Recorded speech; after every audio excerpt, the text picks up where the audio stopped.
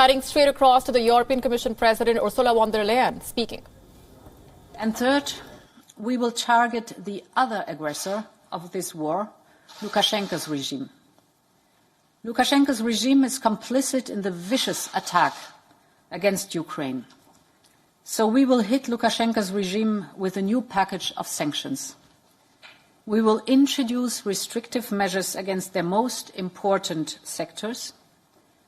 This will stop their exports of products from mineral fuels to tobacco, wood and timber, cement, iron and steel. We will also extend to Belarus the export restrictions we introduced on dual-use goods for Russia. This will also avoid any risk of circumvention of our measures against Russia. And in addition, we will sanction those Belarusians helping the Russian war effort. All these measures come on top of the strong package that I presented to you last night, agreed by our international partners. Under this package, important Russian banks will be excluded from the SWIFT system. We will also ban the transactions of Russia's central bank and freeze all its assets to prevent it from financing Putin's war. And we will target the assets of Russian oligarchs. We continue to coordinate closely with partners around the globe, and we remain in close contact with our Ukrainian friends. President Zelensky's leadership and his bravery and the resilience of the Ukrainian people are outstanding and impressive. They are an inspiration for all of us.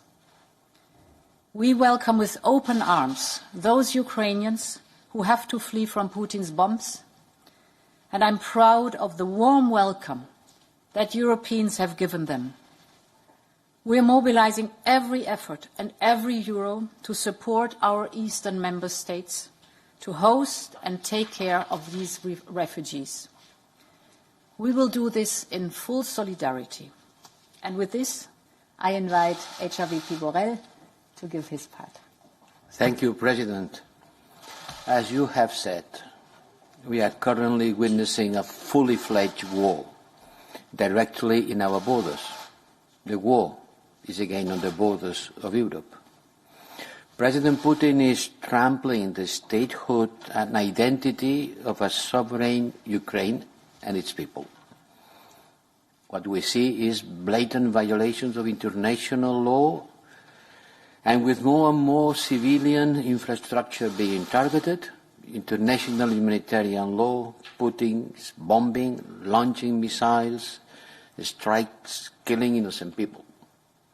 But the Ukrainian armed forces are fiercely fighting back and showing an heroic resistance to this invasion.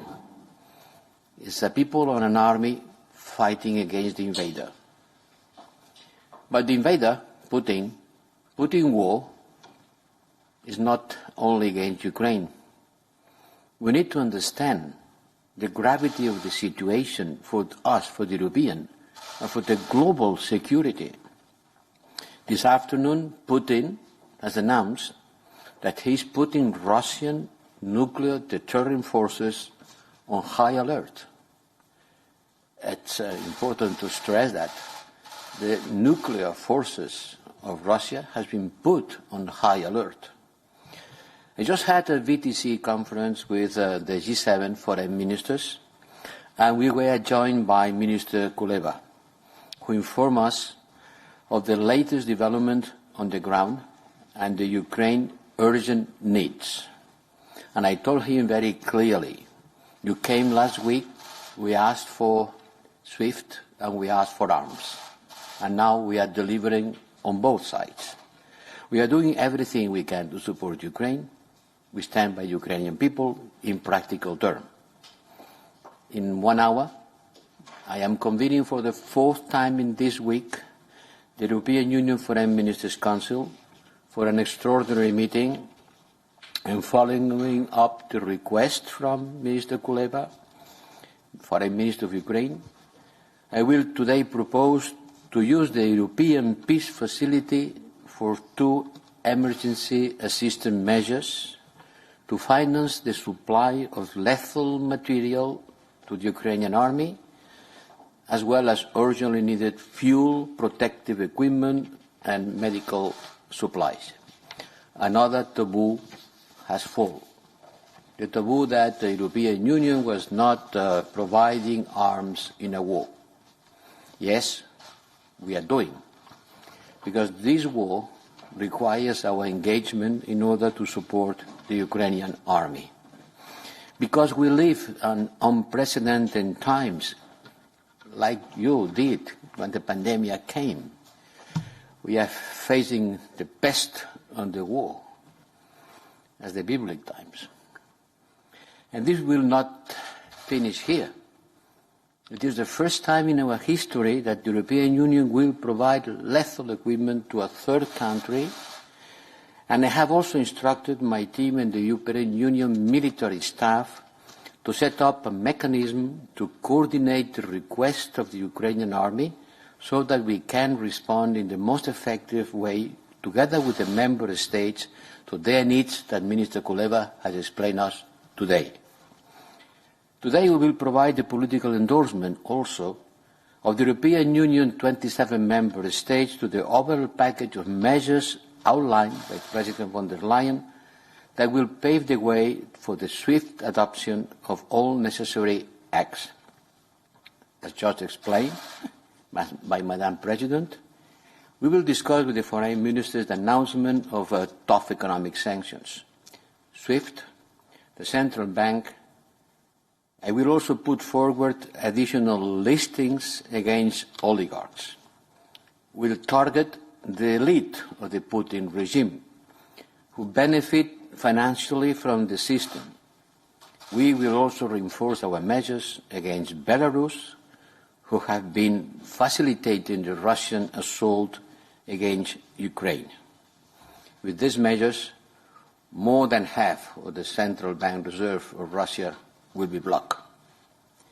Also, more and more member states are announcing to close airspace to the Russian airlines and aircrafts, and we will set a common approach together with the ministers. And finally, disinformation, because Putin doesn't want also only to conquer the land, he also wants to conquer the spirits of the people through toxic messages, through lies. The Kremlin and its supporters are engaged in a massive disinformation campaign in Ukraine, in our neighborhood, and in the European Union itself. And we have been fighting against disinformation since 2015 with the East Stratcom Task Force and the European Union Disinformation Platform, which, by the way, I invite all of you to visit. And today we are taking a crucial step to turn off the tap for the Russians' information manipulation in Europe by banning Russia Today and Sputnik from broadcasting in the European Union. We are killing the snake on its net. We will also continue working actively in Ukraine and in our neighborhood to fight the attempts to distort reality and to seed confusion and uncertainty.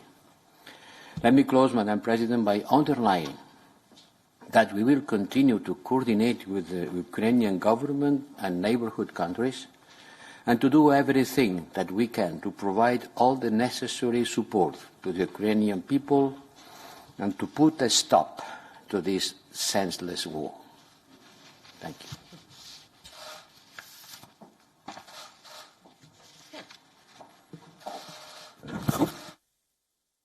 WION now available in your country. Download the app now. Get all the news on the move.